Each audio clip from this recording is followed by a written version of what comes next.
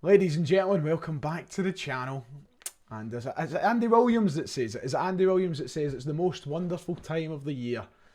Celtic 2, Rangers 1, a massive win for Celtic.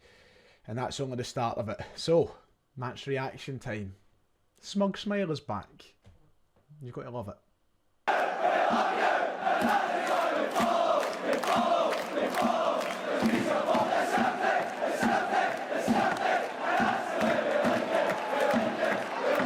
Hello, like and subscribe if you haven't already.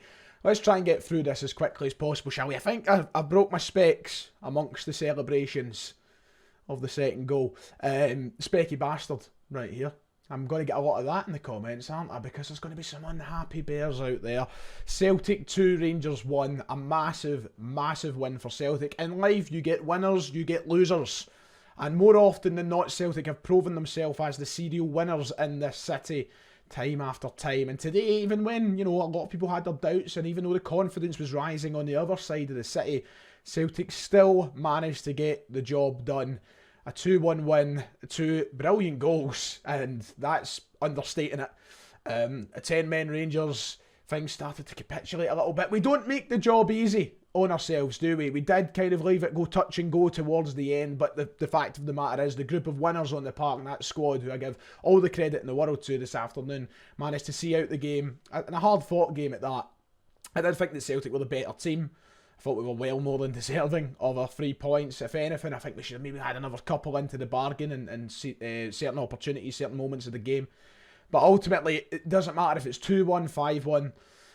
If you get 3 points, that's important. And when the pressure was starting to build a little bit with squandering wins and points against Hearts and games like that, when we kind of let that gap slip away, we managed to restore a little bit of hope in this title race. A title race which I'm still more than confident in. But we're in a good position, and that's what matters. Now, I'm just going to cut straight to the point here, because I know a lot of Rangers fans who'll be clicking on this will be desperate to hear my opinions of the handball. I put it in quotation marks. It wasn't a handball. It wasn't given, so technically it wasn't. Listen, that is going to be the story of the game. There's always something like this that happens that kind of overshadows the result itself, overshadows the performance of both teams, and becomes the big story and the big talking point. Fans will cry about it for months, they'll never get over it. All I will say is, get over it. Celtic won the game. They were going to win the game regardless. I'm confident of that. Now you might say, if we got the penalty and we scored it, it would have been 2 each. Swings and roundabouts. It's not the first time this has happened in a derby game, not the first time it's happened to Rangers, nor the first time it's happened to Celtic. I mean, I'll take you back to Connor Goldson playing volleyball, was it last season, in his own box at Ibrox. Nothing was given, should have been a penalty. It didn't happen today. Listen, I will happily hold my hands up and say, maybe Celtic got off with one in the handball, even though I've yet to watch it back. But from what I'm hearing, and do you know what, let's do a live reaction. Do I think it's a handball? Let's see. Right, we've found it. I've got it here. It's live on screen. Here's the ball coming in. Alistair Johnson staring up in the air. The ball bounces. It's went away. And is that it? It's nowhere near as bad as I thought it was going to be. I mean, granted, yeah, do you know what? Aye, he knocks out a play with his hand. It's a penalty. There's no denying it. But the way that people were making it sound, I thought it was going to be the man was trying to play basketball in his box. I will say, aye, probably you can probably hear the commentary through my headphones. I will admit, probably is a penalty. Celtic have probably got away with one there. It happens time and time again. And you know what? The mark of a team who think they're confident in themselves to go and win a title would be not to let it get them down. Because we've had to do that year after year. It's over. No penalty was given. That's my final word on it.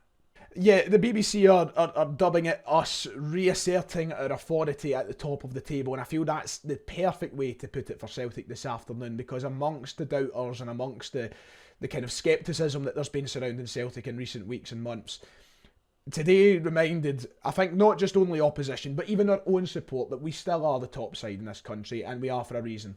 I think the first half an hour of the game we were really, really good. Of course, we find our goal in that opening half an hour as well. Paulo Bernardo, we'll come on to that. But I thought we had total control. I don't think it was anything special. I don't think we overwhelmed the opposition in the sense that we were playing some fantastic free-flowing football. But Rangers were resulting to long balls and they weren't really getting anything. And they had the odd opportunity here and there. But I just thought Celtic had a nice grip on the game, you could say. And we just looked confident in what we were doing. There was a couple of players who weren't adding to that. I think that there's, people in the first half and certain culprits who probably weren't given the same quality as other individuals in the team. But listen, I thought we were doing brilliant at winning the ball back, putting the pressure on Rangers. That opening half hour I just thought was a real complete performance from us. And we get a reward for that. The goal from Bernardo, it's a fantastic strike. A brilliant strike. And Bernardo, I just think every week is starting to add a bit more to this Celtic side. For someone who was left in the cold, domestically anyway, for so long, is now showing Brendan Rodgers and us as fans what he has to offer this Celtic side. I thought he was really tidy once again in the middle of the park. I thought the midfield three were really good today. I thought McGregor ended up getting man of the match. O'Reilly and Bernardo, without being, their extravagant selves that they can be, if they want to be, they still added a lot to what we had in the middle. I thought it was men against boys. Which has always been the kind of reverse, I think, sometimes in these fixtures. Sometimes I think that you look at the guys like Lundstrom and who really like to get tore in, stuck in. I thought that Celtic were all over the top of our midfield three today. I thought that we were the more aggressive side. We were winning balls, we were winning second balls, putting good tackles in. I thought the middle three were a real important part of what we were doing, especially when I think that a couple of players, especially Alistair Johnston, well, maybe a half a yard slower than they usually would be. They were getting, beat on the run quite a bit, and the midfield helped do the running in the middle to kind of make that irrelevant at times. McGregor would track back, Bernardo and O'Reilly would track back when they needed to. So they really were a supporting hand to the guys who maybe were in the back line.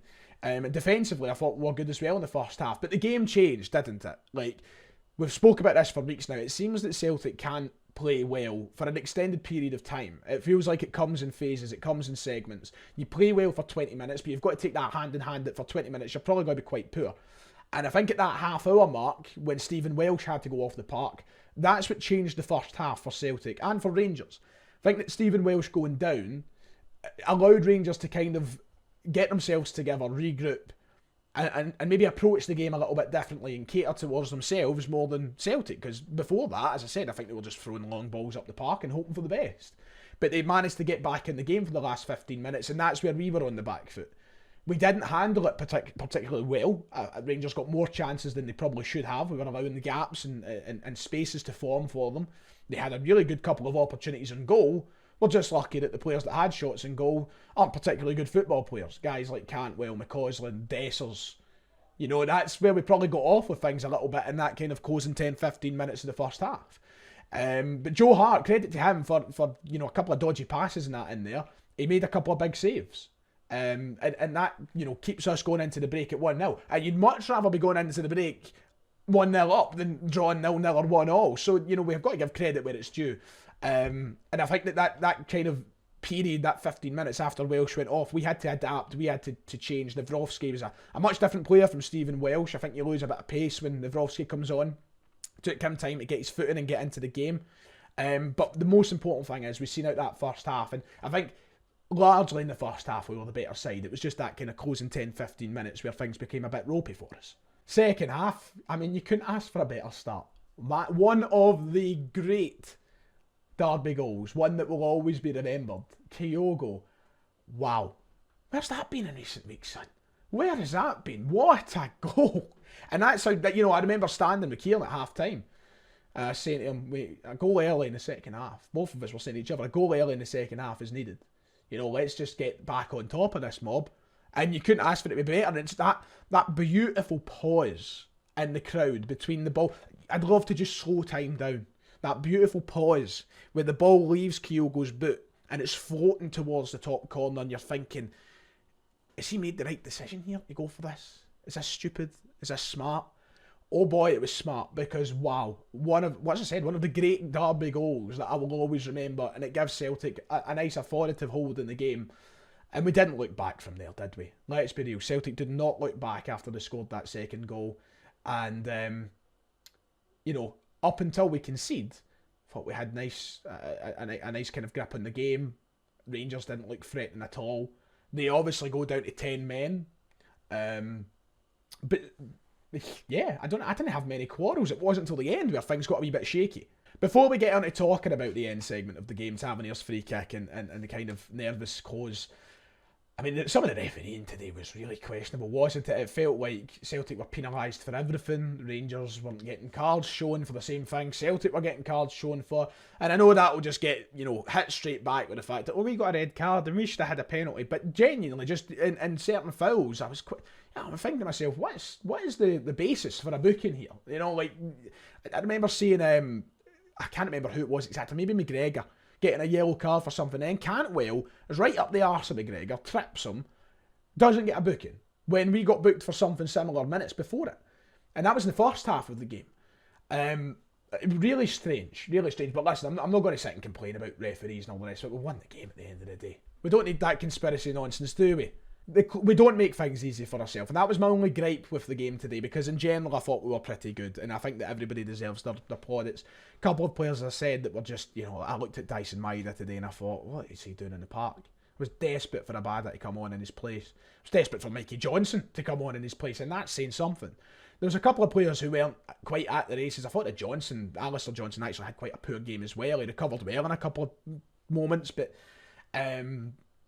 that closing stage of the game, silly fouls, and you're giving Tavernier, who is one of the, I'm not even going to hide away from saying it, one of the best free kick takers that I've seen in my life, hands down. He's done it numerous times against us. You're giving away silly free kicks in dangerous areas, and you want to go, wow, what a goal, but it's not a surprise, and it is some goal. Tavernier's free kick is a cracker, but you're not surprised by it. Joe Hart's positioning, once again, you're left scratching your head at.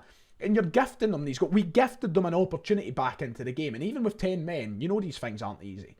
And suddenly we had to find ourselves trying to protect a 1-goal lead rather than 2, when really we probably should have had 3. But we need to stop that reckless moments, silly moments where we allow teams into games and we make life difficult for ourselves. They had a corner not long after it, and my head would dropped out of my hands. I couldn't watch it because it would have been so typical of Celtic to go out and give them another goal from a corner kick. But luckily we did defend certain moments okay.